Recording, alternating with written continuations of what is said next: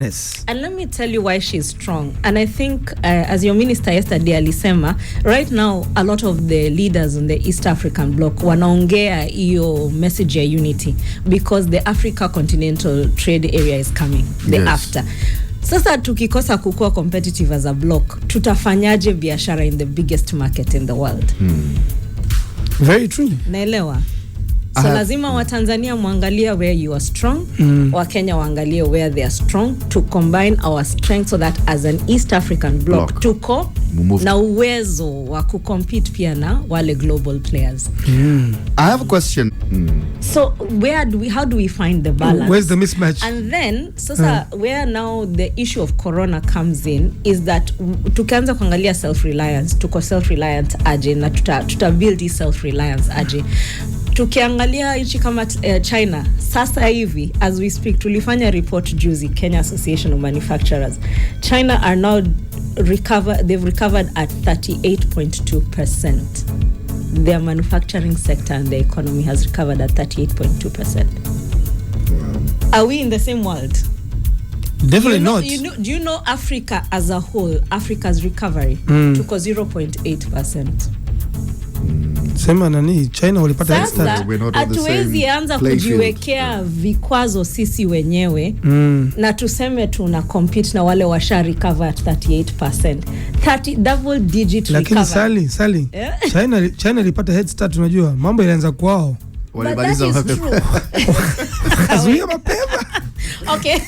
Okay, Europe is doing 17%. Yes. Recovery. Sisi tuko bado 0.8.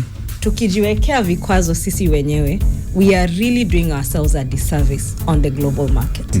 So tunafaa kwanza kuongea sisi hapa nyumbani kama mandugu.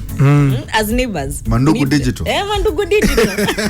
Tuanze mandugu digital, innovation, technology. Let's start looking at what we can do together.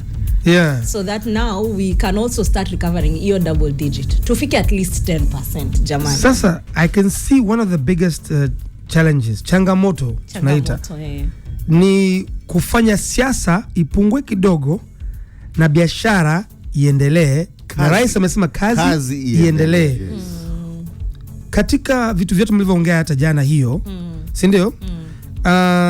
Ni item gani ambayo ilikuwa ndio proper hot button? Hapa ndio kuna changamoto. Yaani hii ndio imeleta deliberation ya muda mrefu. Excise duty, issues of taxation, excise duty, na issues of rules of origin, na hiyo preferential treatment. Rules of origin. I think taxation as a whole, na ile nilikwambia ya harmonization, hata wewe mwenyewe ulisema tulipoanza, kuna institutions ziko similar, zinafanana. Kenya kuna institutions, TBS, you guys have KBS, but they are not harmonized. Their rules are not harmonized. Kama mimi yes, exactly. Mimi mwenye biashara nitalipa ada na ushuru kwa KEBS ile inahitajika, lakini nikivuka mpaka TBS pia wanataka yao, na rules zao ni different. So meaning sometimes business people have also to change either their products, their packaging, the standards. They have to change something in order to then come into the next border. So if someone from Tanzania has bread, you come to Kenya, they don't like the way you've packaged your bread, or it doesn't fit the standards, so you have to change your packaging to fit the standards for Kenya. That costs. Hiyo ni cost on top of it. Sasa ukifika hiyo mkate, by the time inafika pale kwa ile duka yako pale kwa karibu na nyumba, hiyo mkate imeongezeka bei. Sasa wewe kama common mwananchi unalia tu. Nashinda mkate kwani wameongeza slice ama at the end of the day ni kweli. At the end of the day mwananchi wa kawaida ndio anaumia. Alafu makazi zinakosekana kwa sababu ukiangalia janga la corona watu wengi walifunga kazi. A lot of people shut down because businesses were barely making it. Ushuru wamelipa, alafu janga la corona limekuja, hawawezi. Sasa tena ushuru ukiongezeka, bounce back. Ndio maana unaona Afrika tuko 0.8. Bounce back inakuwa ngumu. Tungefanya tangazo ya kuelezea mwananchi na kuelezea serikali zote mbili kwamba hii kitu inasumbua. Ni kama mkate unayo lofu nzima pale. Alafu nakuja mtu nakwambia samahani kidogo, hii ni naomba slice moja kwa hiyo kebs. Samahani kidogo, naomba slice moja kwa hiyo TBS. Samahani kidogo, watu barabarani wanasumbua. Alafu wewe unabaki na vislice viwili. Sasa nenda sokoni. I think hiyo analogy ndio perfect analogy. Hivyo because lazima uende ukipatia mtu chake. Ukifika pale kwa boda sijui kina nani wanataka nini unalipa. Unafika una change packaging. Unafika una change sijui grams of what. By the time inafika kwa supermarket pia wanataka yao ya kuweka kwenye shelf.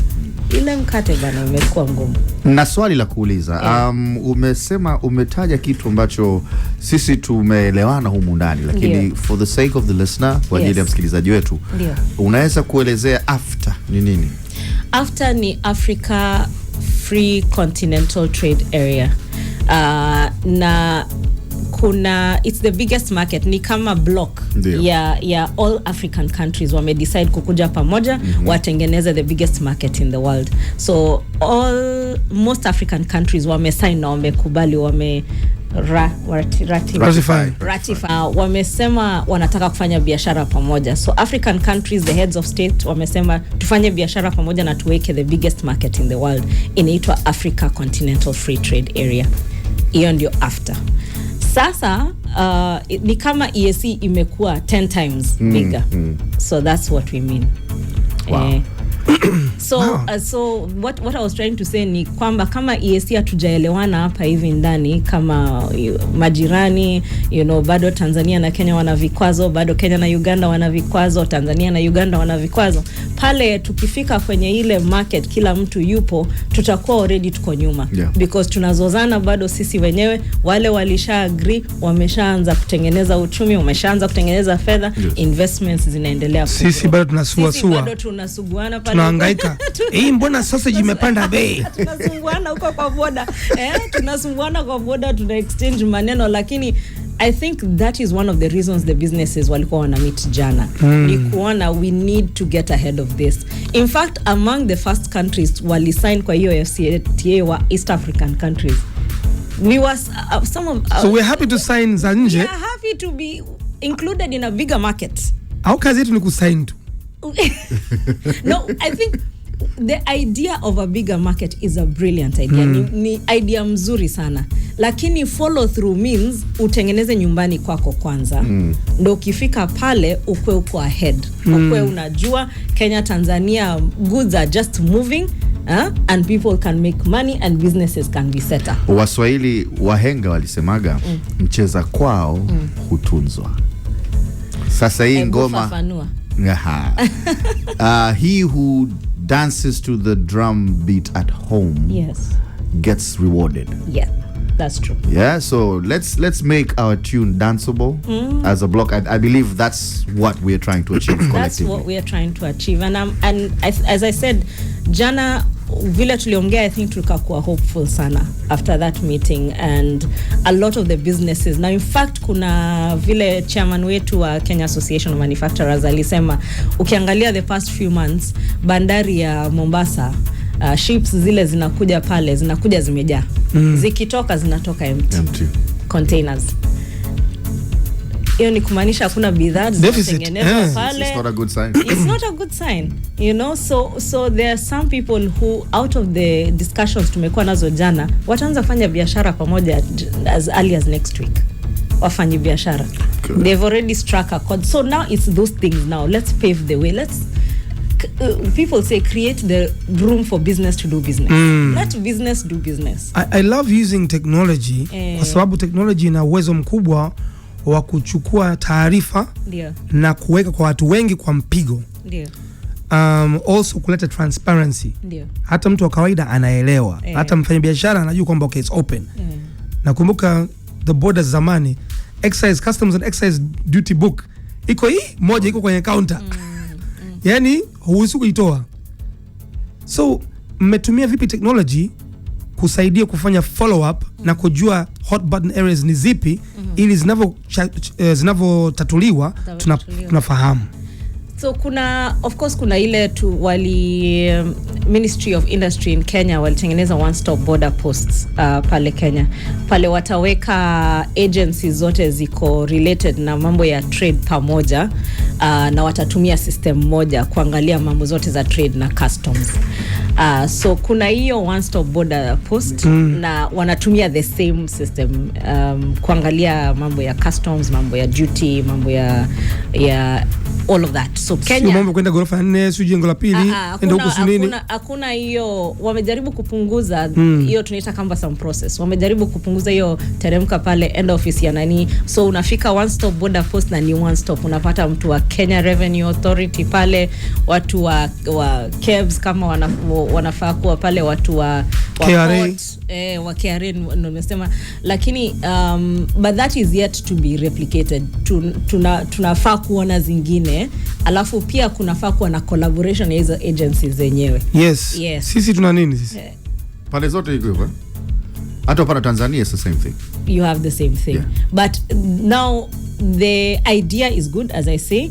But the collaboration between agencies is the harmonization is what needs to happen. So if you have a one-stop border post and we have a one-stop border post, as you say, the idea of technology is to simplify these things. So sisi tuko nayo, unapata hao agencies wako pamoja, agencies wenyu wako pamoja. Pale hatutaki kufika alafu TRA na KRA sasa waanze kusema wewe sasa umchukua yetu. Sikiliza kwa vizuri namna hii. Sisi tunatumia hii system. Pia system compatibility ni key. It's very key. So ni kitu wanafaa kuconsider. So kama pia kunayo Tanzania, nimefurahi kusikia kunayo. So hiyo ndio one of the things tunafaa kuanza kutatua also as both government and private sector. Okay. Enough work. It's Friday. Yes, so, yes. Tumefurahi sana kuwa na wewe Sally. Now let's talk Friday vibes. Yes, Friday vibes. Umesema ni miaka miwili tangu mmeweza kutoka nje as CAM. Yes. Lakini I believe mara mwisho umekuja Tanzania ni lini? 2018. Kwa ni miaka mitatu karibu. All right, now that you're here and I believe bado vikao vinaendelea, umeshamaliza? Tumemaliza, leo tunakwenda kwenye trade fair. Okay, Sabasaba wameenda Sabasaba wale wafanyabiashara. Leo bei ni mteremko unajua. Yeah. By the way, yes. So wameenda kujienjoy pale. Sawa. Now speaking of kujienjoy. Yes. So now that you're here, hali ya hewa ni nzuri. I'm sure Nairobi ni baridi sana sasa hivi. Sana. What would be your most ideal outing ukiwa hapa Dar es Salaam au Tanzania? Ungependa kufanya kitu gani ambacho like, oh my goodness, I'm in Tanzania, I have to do this. I have to go here. The revolving restaurant, I want to do that one. Okay. Of course, and I want to do something by the beach. Always. Yes. Always. I want to like go and have seafood by the beach. By there, you guys, your seafood is amazing. I don't know how you people. Tumezoea bwana. Shamba iko hapo tu.